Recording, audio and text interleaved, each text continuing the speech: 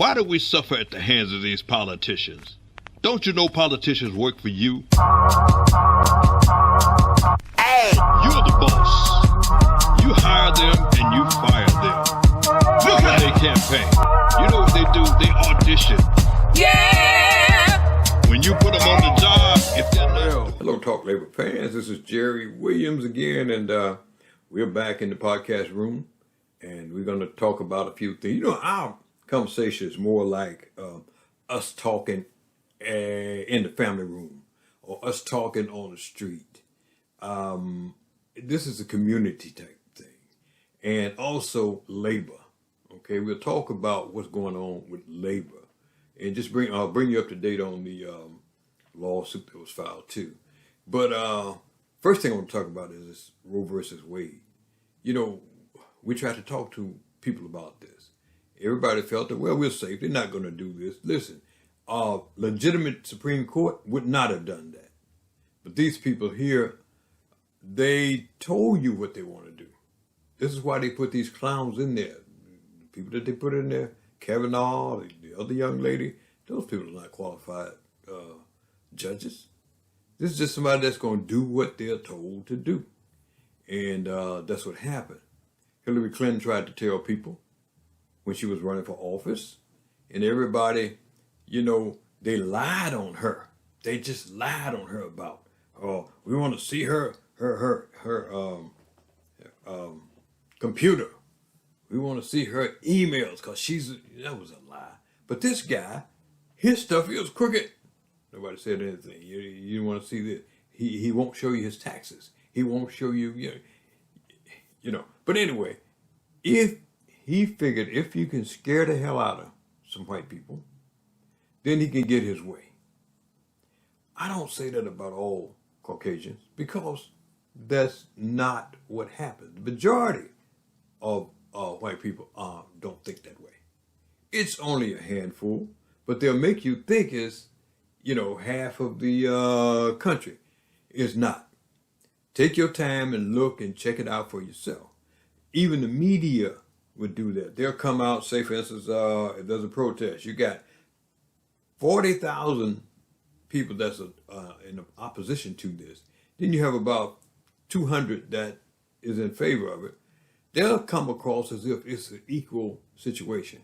It's not.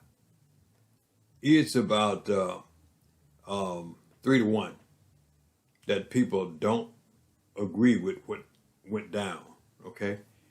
But don't be despaired because you still have control of this. You have control of this. Get out there and vote. I don't want to hear people saying, well, it don't make a difference. Don't be stupid. Get out there and vote. They got their AK-47s and you got a cannon with your ballot. Get out there and knock them out. Can you imagine these people saying, oh, well, we don't want women doing this because we are pro-life. We feel that no human being should be killed inside the womb, which is not a human being. You know, in conceptions, is not a human being. But then they don't have a problem with people getting AK-47s and going into classrooms and shooting up 20, 30 kids, going into grocery stores, shooting up a bunch of people in the grocery store, going in churches and murdering people. They have a problem with that. You know, because they're like, oh, give them their guns, let them go. You know, come on. Damn, America, we're not stupid. Stand up to this garbage. Then, if the Republicans don't recover, then there'll be another party that steps up. Okay? If they don't recover, then there'll be another party that steps up and move forward. And keep this democracy going, because I said before, I've looked at a lot of countries over time, and this is one of the best ones I've seen. And the reason it's one of the best ones, because it's closer to democracy than the others. And it's been great. And it's, if you don't protect it, you can lose it. You can lose it. And we don't want to do that. We got too much at stake. We don't want to do that. And I want to say this to my black, my brown, my white brothers and sisters. Don't let them divide you up, because if they have you fighting among yourselves while you're doing that, they're going in our pockets to take everything we got. Got that clown that said, I could shoot somebody on in the middle of Times Square and they still vote for me, and some of them fools would. They don't care. They don't care, but the majority of Americans do. So we got to put a stop to that, okay? We got a lot of things to do, and we got a lot of things to address, but just want to bring that up. And then we're going to get into some of the things we need to talk about. Okay, we're going to be right back. Okay.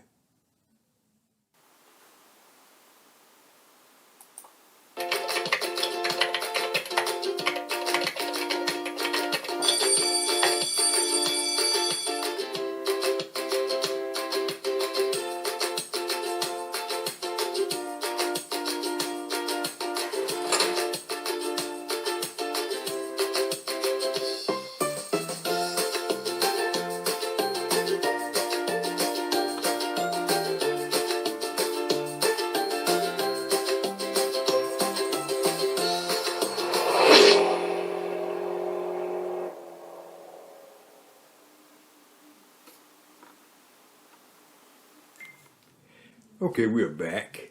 And you know what I want to talk about now is what's going on with our kids out there.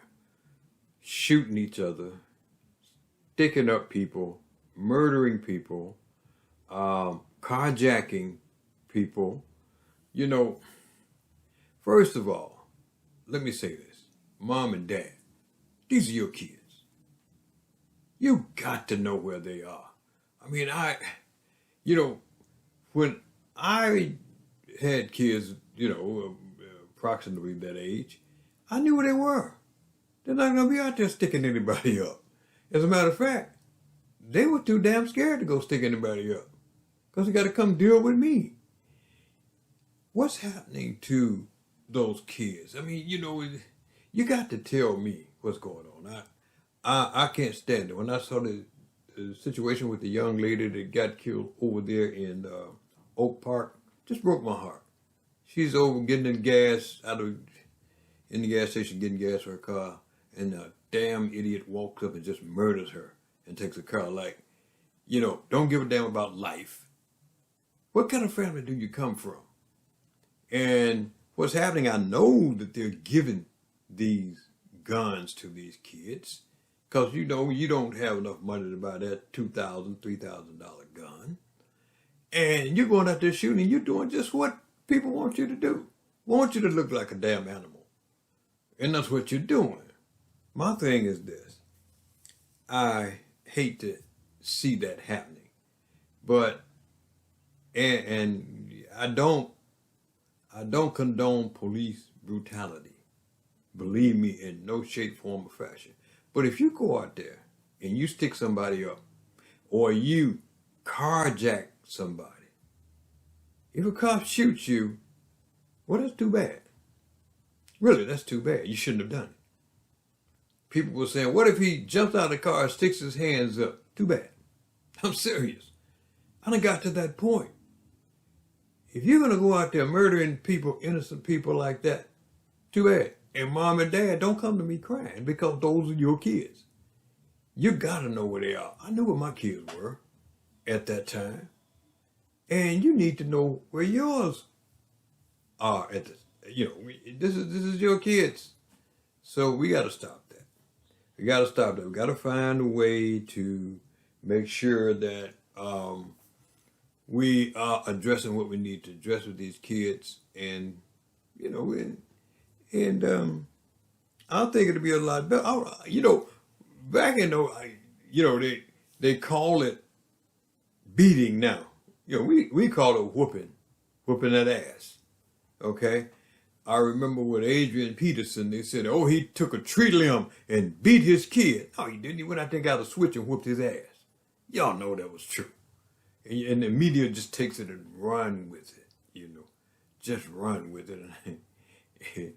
But I said that to say this because in the day, old school, this is the way these little burglars and stick-up boys and girls need to be handled.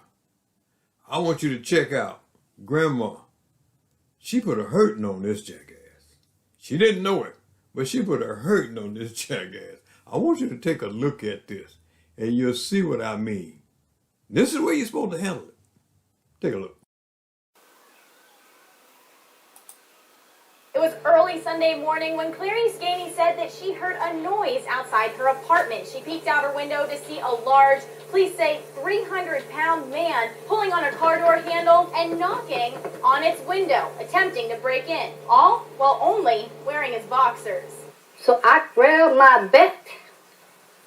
I braced myself. I eased the door open. That's when Gainey says 5'6", 300-pound Antonio Mosley charged her. Little did he know she was a high school softball player, a 65-year-old slugger.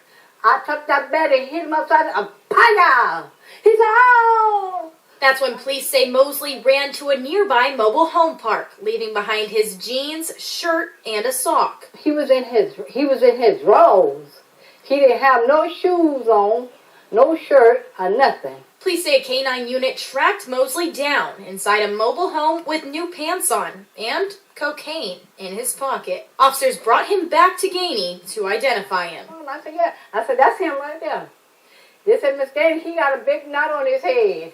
Mosley was booked in the Alachua County Jail with 2 charges of burglary and drug possession. If he better be glad I didn't have a gun, because I would have shot him. But this is my gun right here, because I was going, Paya! Kapow! Grandma wasn't playing, was she? She wrapped that baseball bat around that head, man, and that's what he didn't know if he was going or coming. But that's the way we handled it back in the old days. You know, if my kid was acting up, Miss Johnson down the street would smack him. And you better not say nothing to Miss Johnson. Now they shoot Miss Johnson. They don't care. You know, you got to we have to put a stop to that. Also, I saw where there was a guy, he was Caucasian, that was going out robbing banks, but he was disguised as a black man. And I want to show you that because a lot that I see gives me reasons to believe that a lot of this is going on. You know, we have some jackasses in our midst, but this just proves some of the things that I always thought were true.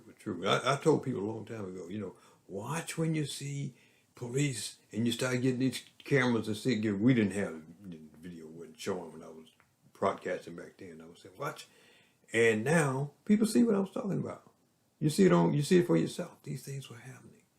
Right now, these guys are going out and they got blackface. They put on this disguise. Look just like a black man. And this guy robbed about 6 or 7 banks and got away with it until his girlfriend told on him. He was still, and they had arrested this black man because he looked like this black guy. But these are some of the things that I'm talking about. We're going to have to, just bring ourselves to understand that these things are happening. I'm not saying this to say that white people are terrible. No, they're not. White people are just like everybody else. They're good people. The color of your skin don't mean nothing. The color of your skin don't mean anything. It's a tactic that's used to divide us. You know, white people are just as good as black, and black people are just as good as white. You got some jackass black people, you got some jackass white people. You know, so we just got to face that, okay? I want you to take a look at this, though. This guy was going around disguising himself as a black man. And I'm like, a lot of these shootings I see, I'm cautious, I'm concerned about that too. But take a look at this. White man black bank robber. Same person? A Florida man has pleaded guilty to committing a string of robberies with the help of an elaborate disguise. At least 6 banks were robbed of a total of $15,000 in the Ohio area earlier this year. 5 of the banks were robbed on a single day in April. Witnesses said the suspect was a black man, and surveillance video backed up the reports. Until police officers got a tip. Officers searched an Ohio hotel and found an exploded dye pack from one of the banks inside a vehicle. They arrested 30-year-old Conrad Zederek, a white man who clearly does not resemble the black man witnesses had seen. During the robberies, he wore a high-quality mask to cover his skin, using the hood of his sweatshirt to cover his hair. He had a whole new identity. Investigators say it was the best disguise they've ever seen. Zederek, who is not a U.S. citizen, faces up to 35 years in prison and deportation at the end of his prison term. Diane Kepley, The Associated Press. Hey, we're back. You know what? We got a couple more things we want to talk about. Most of you that know me know that I deal with scholarships for kids, Infinite Scholars. And this year, like last year, we started a golf outing to help young kids that's already in college. Infinite Scholars, we reach and grab kids from juniors and seniors. And like I told you before, we gave away over $12 million in scholarship offers right here in Chicago over the last 10 years. I'm the co-chairman of Infinite Scholars, and we have fairs all around the United States. We have about 29 cities that we deal with. And we're giving out, great scholarships all over the place. Florida, North Carolina, Detroit, just all over the place. So we want you to support that, okay? And what we're doing a golf outing will help kids already in college. Because with Infinite Scholars, we only deal with juniors and seniors in high school. But with the golf outing, what we do, we raise money to help some of those kids that get started and maybe have a hard time. We try to give them some money, have them write an essay and come in and do the things they need to do. And golf outing is super. I want you to just take a look at this. This is last year. We gave away a lot of things. Just take a look and you'll see what I'm talking about.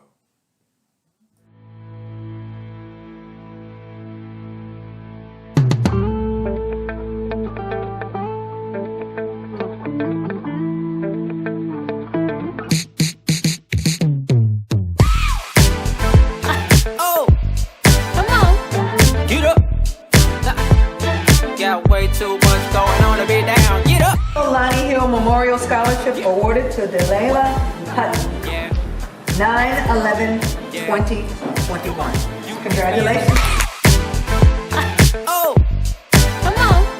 Get up.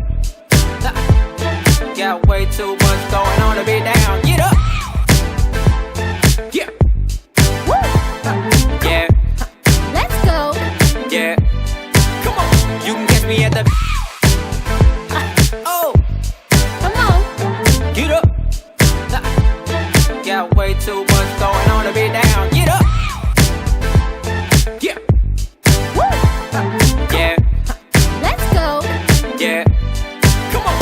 You can catch me at the. Get up. Got way too much going on to be We down. are all be safe, they design, Memorial golf outing. Get up. Got way too much going on. Okay, we're back. And I want to talk about, right quickly, the lawsuit that we filed. We're still on track, folks. Don't get discouraged and think that, things are not happening. It is. Believe me. I've had 2 conferences with the attorneys. Everything is going smoothly. So just hold on a minute or 2 longer. I like what they did. They didn't allow CTA to do the things they wanted to do and then, put themselves in a position to try to drag this another 2-3 years. No. It's moving. As soon as I get information and an inkling that there's a crack, there's a break, and we're moving forward, what we want to do, we want to try to call a meeting, the coalition. We're going to try to call a meeting and have the attorneys come out and sit down and talk to you about it and let you know exactly where we are. If not, I'll do it, but we're going to do that, okay? Okay. Now, what I want to tell you about is people that know me know that I also work with my partner, Jay. It's J&J Music Park Network. And we book acts and stuff like that. And we work with, and right now we're working with Country Club Hills Theater. And there's a lot of action going on. The whole summer series is going on. Like Peebo Bryson is going to be there on the 9th of July, and with Najee. We got a lot of people who want that stuff going on. We also got a big one coming up in August 5th and 6th. It's like a funk fest. You know, we got all your favorite artists there, starting with Morris Day and the Times. We got Midnight Star. We have SOS Band. We have Confunction. We have Lakeside. I mean, and I'm not naming them all. Purple. The kid that does Prince. He's Prince picked him out a couple of years before he passed away. It's going to be awesome. It's going to be awesome. So you want to be there. I'll give you more updates on that as we go, okay? But right now, we're going to do this, folks. We're going to take a break. We're going to take a break. We're going to take a break for about 2 or 3 weeks because we're going to be going out of town. And if anything happens, I'll call in to my guys, especially my president, Claude Funches, and my bass boom buddy, Ronald Rhodes, Suzette. These are all officers at the CTA Pensioner Coalition, and let everybody know if I'm not in town, that'll happen. Okay? But right now, take a look at this last thing we want you to see. Beautiful music. Okay? All right. Goodbye. See you at the next podcast.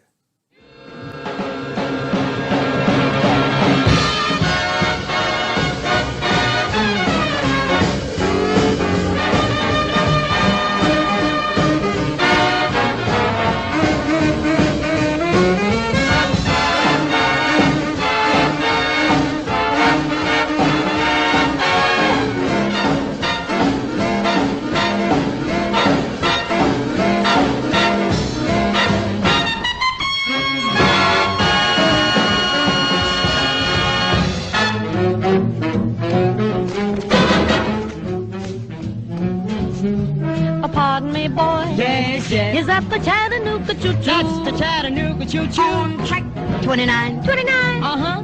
That's on the Tennessee line. She said the Tennessee line. Jack, she means that she can't afford. I can't afford to board a Chattanooga choo-choo. What have you got in there? Oh, got my fare. You say you have? Uh-huh, but not a nickel to spare. Well, I do declare. You leave the Pennsylvania station about a quarter to read a magazine, and then you're in Baltimore. Dinner in the diner. Nothing could be finer than to have your ham and eggs in Carolina. When you hear the whistle blowing 8 to the bar, then you know that Tennessee is not very far. Shut up for all the golden, got to keep it rolling. Whoa, Chattanooga, there you are. Chattanooga choo-choo, there you are.